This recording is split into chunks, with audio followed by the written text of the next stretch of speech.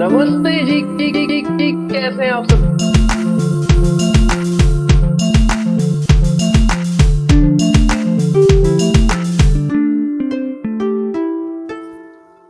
Pure strategy का हमने सारा का सारा कॉन्सेप्ट समझ लिया है। हमने समझ लिया डेफिनेशंस क्या होती है, हमने समझ लिया स्ट्रिक्टली डिटर्मिनेबल क्या होता है, हमने समझ लिया फेयर गेम क्या होती है, सब कुछ हमने समझ लिया है। उसके बाद हम मिक्स्ड स्ट्रेटजी शुरू करने वाले हैं जी।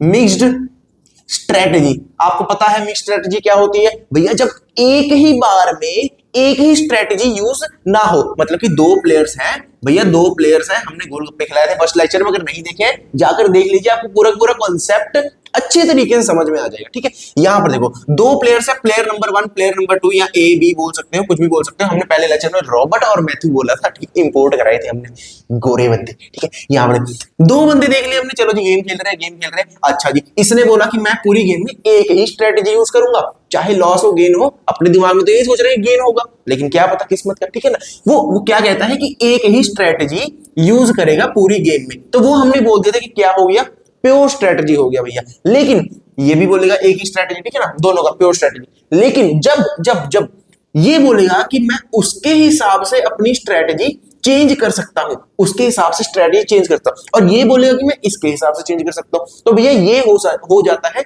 मिक्स्ड स्ट्रेटजी का कॉन्सेप्ट। ठीक है, आज के लेक्चर में इसको शुरू करने वाले हम, लेकिन उससे पहले एक क्वेश्चन जो कराना आपको जरूरी है। पिछली बार हम रह गए हैं इस क्वेश्चन के लिए।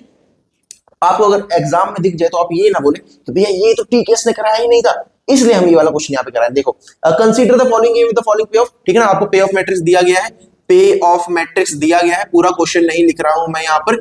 ठीक है, चलो जी, यहाँ पर पे ऑफ मैट्रिक्स क्या है, ये ए है, ये बी प्लेयर है। ठीक है, इसके यहाँ पर दिए हैं आपको 4 8 -2, 4 8 -2, और यहाँ पर लैम्डा दिया गया है। यहाँ पर B1 है, ये B2 है, ये A1 है, ये A2 है। इसने पूछा है पहला क्वेश्चन है, show that the game is strictly determinable, show that the game is strictly determinable. बताओ स्ट्रिक्टली डिटर्मिनेबल कब होता था भैया? ये जब मिनिमैक्स इक्वल्स टू मैक्सिमम हो जाता था, सैडल पॉइंट निकल जाते थे, वो क्या होता था भैया? Strictly determinable. अच्छा, इतनी बात क्लियर है। ठीक है, उसके बाद क्या पूछा है?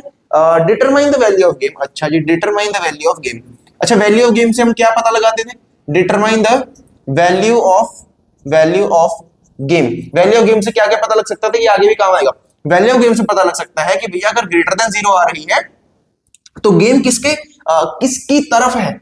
ठीक है, गेम किसके फेवर में है, तो वो हो जाता था भैया ए के फेवर में, क्योंकि पॉजिटिव आ रही है। ठीक है, क्योंकि मैट्रिक्स क्या होता था, ए के फेवर में होता था, मैट्रिक्स सारा ए के विद रिस्पेक्ट टू होता था। ठीक है ना, चलो जी, अगर बी क्या आता है, लेस देन 0 आता है, तो नेगेटिव वैल्यू, मतलब कि बी के फेवर में है। और अगर v इक्वल्स टू 0 आ जाता तो भैया, तो वहां पर हम क्या देते थे, क्या है भैया? फेयर गेम है। क्या है? फेयर गेम है। ठीक है, अब प्योर स्ट्रेटजी में क्या हो रहा था भैया? Maximin equals to minimax equals to value of game equals to 0 आ रहा था।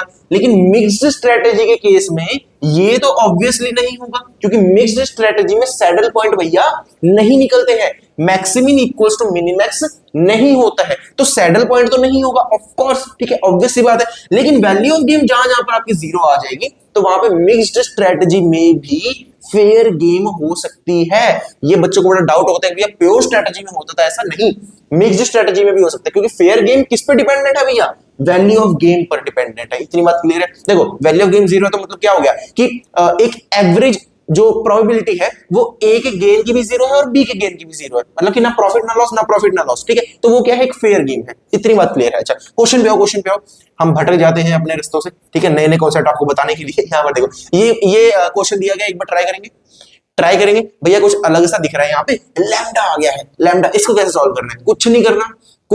क्या पूछे? Show that the game is strictly determinable. Strictly determinable है, ये शो करना है, तो हमें पता है इसको स्ट्रिक्टली डिटर्मिनेबल होने के लिए क्या कंडीशन है? Maximin equals to minimax. ठीक है ना, मैक्सिमिन इक्वल्स टू मिनिमैक्स होना चाहिए। ठीक है ना, इक्वल्स टू क्या होना चाहिए? Value saddle point. चलो जी, तो यहां पर हमने क्या करना है? लैम्डा को इग्नोर करना है, अभी के लिए लैम्डा को इग्नोर करना है। तो यहां पर हमने निकाला मैक्सिमिन, यहां का मिनिमम क्या हो गया भैया? मिनिमम 4 हो गया, यहां का मिनिमम 2 हो गया। लैम्डा को इग्नोर करो, मिनिमम क्या हो गया?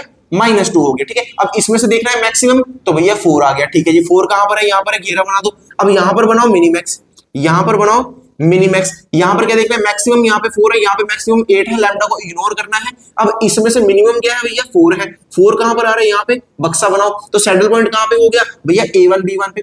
सैडल पॉइंट कहां हो गया भैया, A1 और B1 पे, ठीक है। अब यहां से हमें दिख रहा है कि मैक्सिमिन भी इक्वल टू 4 है, मिनिमैक्स भी इक्वल टू 4 है। तो भैया ये क्या है, स्ट्रिक्टली डिटर्मिनेबल।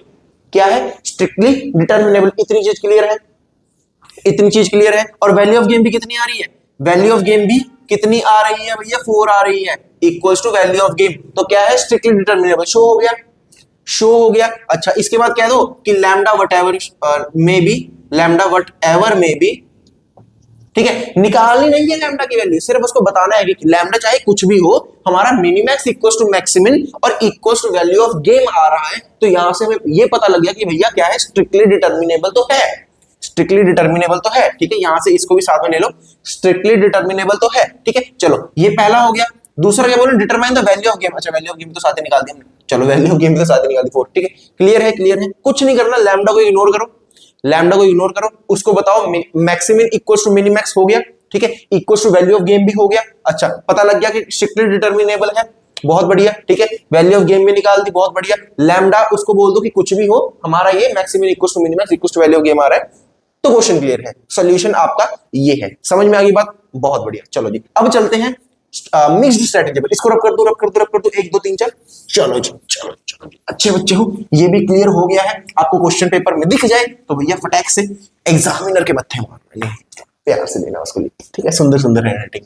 यहां पर देखो, मिक्स्ड स्ट्रेटजी में अब भैया हमारे पास क्या आता है, 5 तरह के मेथड्स आते हैं, 1 2 3 4 और 5। अरे भैया इतना ज्यादा, इतना ज्यादा। चलो 5 तरह के मेथड्स आते हैं भैया। प्योर स्ट्रेटजी हमने कर लिया है खत्म। मिक्स्ड स्ट्रेटजी में 5 तरह के मेथड्स कौन कौन से हैं। पहला मेथड होता है हमारे पास यहां पर ऑड्स मेथड। क्या नाम है भैया, ऑड्स मेथड। पहला मेथड क्या है भैया, ऑड्स मेथड, ठीक है। अब इस तरफ लिखते जाओ, चार्ट पेपर बनाते जाओ। यहां पर दूसरा मेथड क्या है भैया, डोमिनेंस मेथड, या डोमिनेंस रूल भी बोल देते हैं। देखते बुक में क्या लिखा है, डोमिनेंस मेथड ही लिखा है यहां पर। तो चलो जी, हम भी यही लिखेंगे, डोमिनेंस मेथड, ठीक है। ये दूसरा मेथड है। तीसरा क्या है भैया, तीसरा क्या है भैया, तीसरा है हमारे पास ग्राफिकल मेथड। तीसरा है ग्राफिकल, ग्राफिकल मेथड। एलपीपी में हमने ग्राफिकल मेथड किया हुआ है, ठीक है। इसमें भी कुछ वैसा वैसा सा ही कॉन्सेप्ट है, ग्राफ बनाने हैं और कुछ नहीं है, ठीक है। यहां पर देखो, चौथा क्या है भैया, सब गेम मेथड, सब गेम, सब गेम मेथड। अच्छा जी, और पांचवा क्या था भैया, एक तो रह गया, लास्ट क्या है, equal gains method, equal gains method. चिंता नहीं करो, चिंता नहीं करो, छुटकू छुटकू से है सारे, ठीक है। कोई भी ज्यादा महान फॉर्मूला नहीं है इसमें जिसमें आपको तकलीफ होगी करने में, सब बड़े आसान आसान है, ठीक है। आराम आराम से कर रहे होंगे हम सारे एक एक करके, ठीक है। चलो जी, अब इनका सिग्निफिकेंस क्या है भैया, 5 मेथड क्यों दे दिए हमें, 5 मेथड क्यों दे दिए, समझो यहां पर, समझो यहां पर। जो ऑड्स मेथड है ना, लिखने की बात है, लिखने की बात है, चार्ट पेपर बना लो अच्छी तरह से, ठीक है। ऑड्स मेथड जो है वो सिर्फ काम करेगा जब भैया मैट्रिक्स होगा आपका 2/2। क्या बोला मैंने, ऑड्स मेथड काम करेगा सिर्फ तब जब मैट्रिक्स क्या होगा भैया, 2/2 का। जब मैट्रिक्स क्या होगा भैया, 2/2 का, ठीक है। ऑड मेथड भी इसी में काम करेगा और आपका इक्वल गेन्स मेथड भी इसी में काम करेगा जब मैट्रिक्स कितना होगा भैया, 2/2। अच्छा, 2/2 से ज्यादा आ जाए तो, 2/2 से ज्यादा आ जाए तो, मान लो यहां पर मेरी 1 2 3 4 5 6 ऐसी वैल्यू आ जाए, ऐसी वैल्यू आ जाए, तो भैया उसमें ऑड्स मेथड काम नहीं करेगा, उसमें इक्वल गेन्स मेथड भी काम नहीं करेगा, उसमें फिर आपका आएगा भैया डोमिनेंस मेथड, उसमें आएगा डोमिनेंस मेथड। डोमिनेंस मेथड एक ऐसा, देखो नाम से पता लग रहा है, नाम से पता लग रहा है, कहीं भी राज करेगा, डोमिनेट करेगा, ठीक है। ये एक ऐसा मेथड है कि कोई भी मैट्रिक्स आ जाए, ठीक है, 2 into 2 आ जाए, 2 into 3 आ जाए, 3 into 2 आ जाए, 4 into 4 आ जाए, एटसेट्रा, कोई भी मैट्रिक्स आ जाए, ये भैया सभी में अपना रोल निभाएंगे। क्या करेंगे ये, क्या करेंगे, मान लो बड़ी मैट्रिक्स आ गई है, उसको 2 into 2 में कन्वर्ट कर देंगे और फिर हम ऑड्स मेथड लगा देंगे। ये काम है डोमिनेंस मेथड का, ठीक है। बात समझ में आई, देखो कोई भी बड़ा मैट्रिक्स होगा उसको 2 into 2 में बना दिया, अब 2 into 2 में बना दिया तो सॉल्यूशन हमें ऑड्स मेथड से निकालना आता है,